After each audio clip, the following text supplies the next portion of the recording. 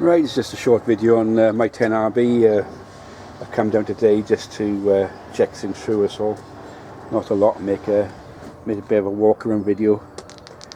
All the cables have been sort of greased up. Done a functional test on it a week ago, but well, 2 weeks ago now. But as a first chance really, I've had to have a proper look at it. As you can see, she's a tidy machine.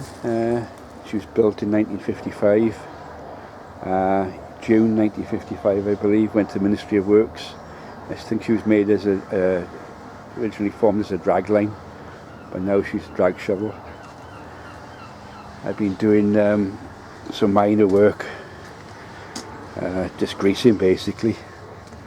That's all the winch drums. There's the Ruston engine, 3-cylinder engine in the back there. Well equipped. I got a bottle of pop on hand and some tools. I greased the track chain up a couple of weeks back. Everything's working pretty good in it actually. So I'm on here today just to do a bit of filming and pick some stuff up, pick some of my tools up. But I'm going to try and grease that somehow.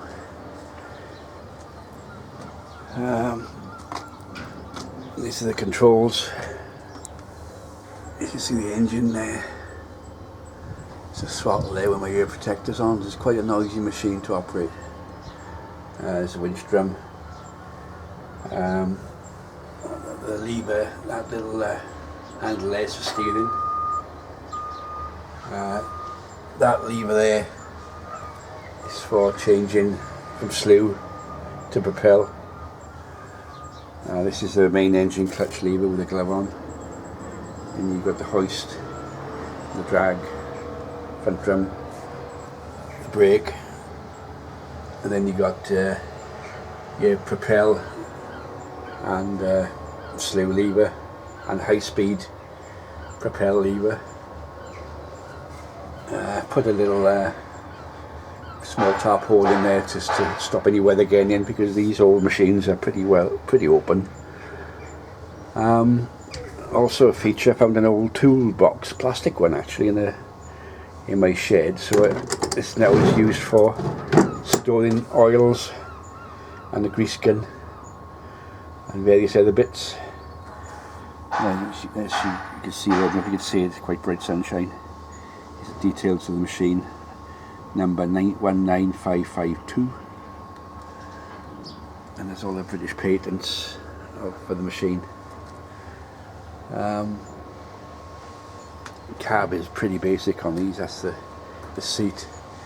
Cab is fully air conditioned, as you can see. When it gets hot you can open the back up. But she's a very tidy machine. She could dig to a pretty good depth. I reckon over 15 to 18 foot depth. Adjusted the tracks up. Needed it up a little bit.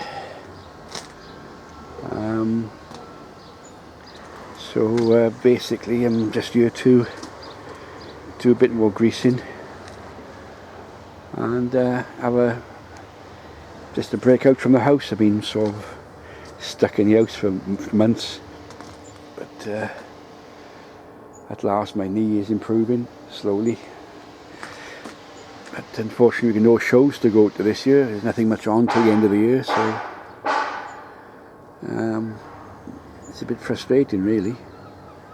But as you can see, there's loads of grease points on the machine.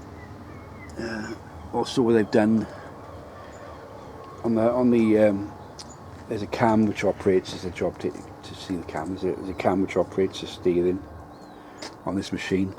I've actually painted the lower quadrant of it bright green, so there's no indication of direction at all in the cab, so it's hit and miss. But she's set up to go straight forward and backwards at the moment.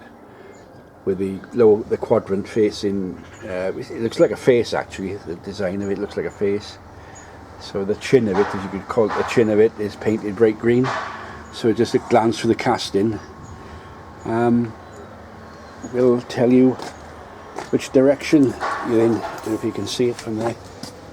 Now it's a job to tell. As you can see, I've greased the chains up, and so the undercarriage is in pretty good condition. So so another half hour on it now, and just have a look around it, because this is one of my pride of my collection, really. You know, this is one of the top ones. So she unfortunately was much too big to go up my garden, up the driveway. So she's with a lot of help from some really good friends after the damage to the windscreen. The new windscreen's been fitted, as you can see, and the window on the far side's been renewed. Grease the pulleys up, rope. So there you are. So it's I'll do a bit of work now, an hour, and then head on back home. So till next time.